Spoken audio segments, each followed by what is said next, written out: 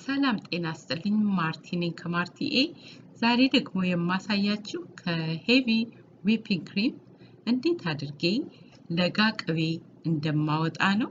እንደምታዩት በጣም ትንሽ ቦክስ ነው የተጠቀምኩት። አሁን የማደርገው ምንድነው በኤሌክትሪክ መምቻ በደንብ አድርጌ ዊፒንግ ክሪሙን እመታዋለሁኝ ለአንድ ደቂቃ ያህል ወይም ደግሞ ውሃውና ቅቤው እስከሚለያይ ድረስ በደንብ እመታዋለሁኝ። እንደዚህ በመታወት ቁጥር ውሃውና ቅቤው እየተለያየ ነው የሚመጣው። እንደምታዩት ወፈር እያለ ነው። አሁን በትንሽ ጊዜ ውስጥ መለያየት ይጀምራል። ብዙ ጊዜ እንግዲህ ዊፒንግ ክሪም የምንጠቀመው ለኬክ ስንጋግር ከላዩ ለመቀባት ፓይ ስንሰራ ወይም ደግሞ አንዳንድ ዲዘርት ስንጠቀም ስናዘጋጅ ለእንደሱ ነው ብዙ ጊዜ የምንጠቀመው እንደዚህ አይነት ዊፒንግ ክሪም የተመታ ክሬም ማለት ነው። በሱፕ ውስጥም ተጨምሮ በሾርባ ውስጥ የሚጨመርበትም ጊዜ አለ ወይም ደግሞ ለፓስታ ሶስ የፓስታ ሶስ ስንሰራም ይጨመራል እና ደግሞ በመንጠጣው በቡና ውስጥም እየተጨመረም የምንጠቀምበት ጊዜዎች አሉ። ይሄው እንደምታዩት እንግዲህ እየለየ ነው ቅቤው ተለይቶ ውሃው ለብቻ ቅቤው ለብቻ ነው የሚሆነው። ዋናው ነገር ግን መጀመሪያ ላይ እንዳሳየኋችሁ ሄቪ ዊፒንግ ክሪም ነው ማለት ያለበት እንጂ ሄቪ የሚለው ከሌለ እንደዚህ ብዙ ቅቤ ላይ ወጣልን ይችላል። ስለዚህ ይሄ ሄቪ ዊፒንግ ክሪም የሚል ነው የተጠቀምኩት። ሌላው እንድታውቁ የምፈልገው ነገር ከፍሪጅ ውስጥ አውጥቼ ነው እንደዚህ መምታት የጀመርኩት እንጂ ውጭ ተቀምጦ የዋለ ሄቪ ክሪም አልተጠቀምኩም። ቀዝቀዝ ሲል ቅቤው እና ውሃው እንዲለያይ ይረዳዋል።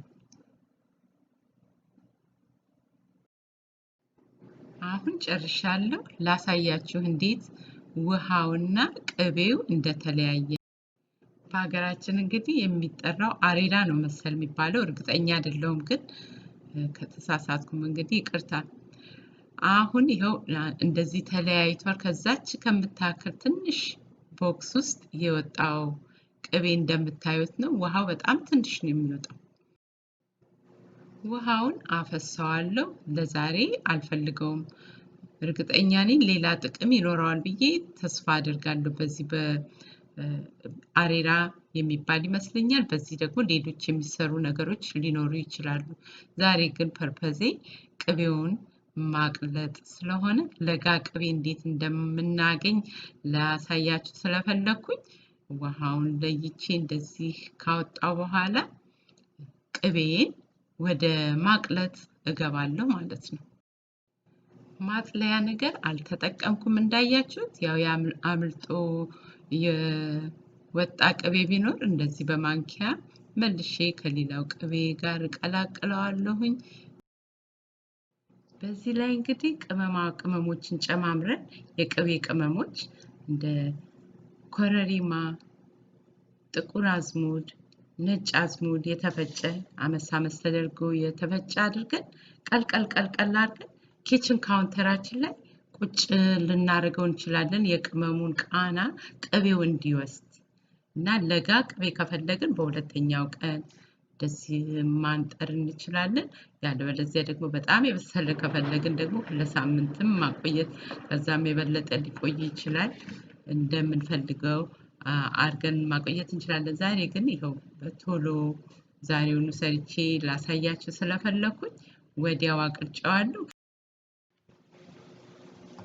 መጨመር የምፈልገውን የቅቤ ቅመሞች እዚህ ላይ ጨምራለሁ እንደነ ኮረሪማ አይነት። በተጨማሪም ጨውን አሁን መጨመር እችላለሁ ወይ መጨረሻ ላይ መጨመር እችላለሁ ወይም አለመጨመርም ደግሞ እችላለሁ። እዚህ ሀገር ቅቤ ሲሸጡልን salted or unsalted ብለው ነው አይደል? ቅቤው ጨው ያለው የሌለው ብለው። ስለዚህ እንደ ምርጫችን እናደርገዋለን።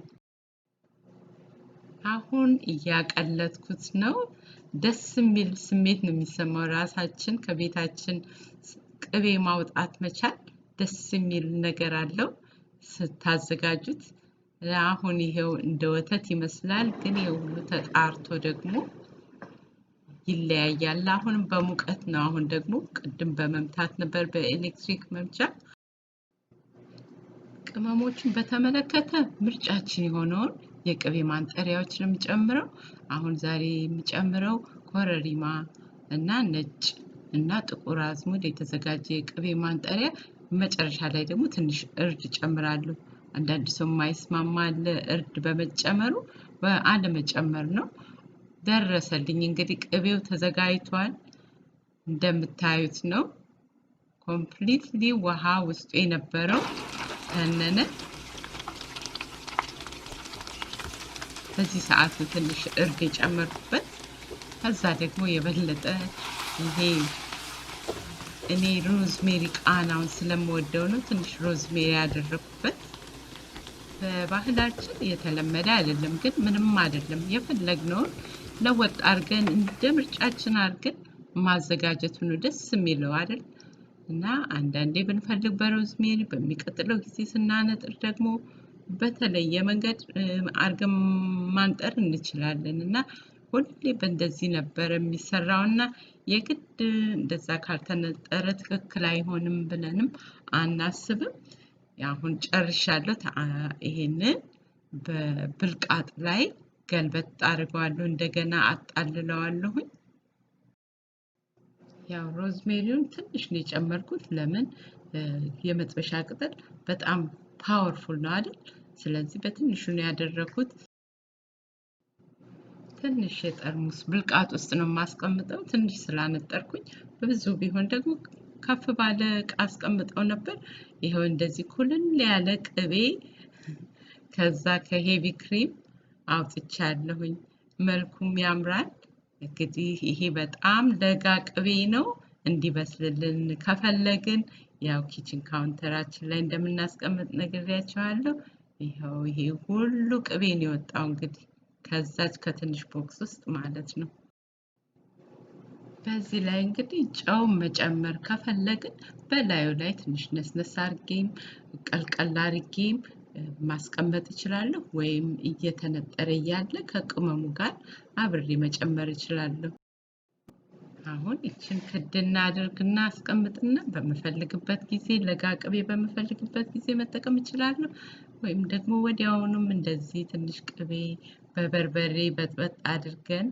በዳቦም ይሁን በእንጀራ መመሰል እንችላለን አገራችን እንደዛ ነበር የሚደረገው አይደል ወዲያው እንደተነጠረ ቅቤ ትኩስ እንጀራ እንደዛ አሁን ግን ሰጀስት ላደርግላችሁ መፈልገው በጣም ለጋ እንዳይሆንባችሁ ከፈለጋችሁ አንጉረን ማለትም በጥበጥ አርገን ከቅመም ጋር ከኮረሪማ ጋር ማስቀመጥ የምንፈልገውን ብስለት ያህል ቅቤው እስኪበስልልን ማስቀመጥ ለለጋ ቅቤ 2-3 ቀን በቂ ነው ብዬ አስባለሁ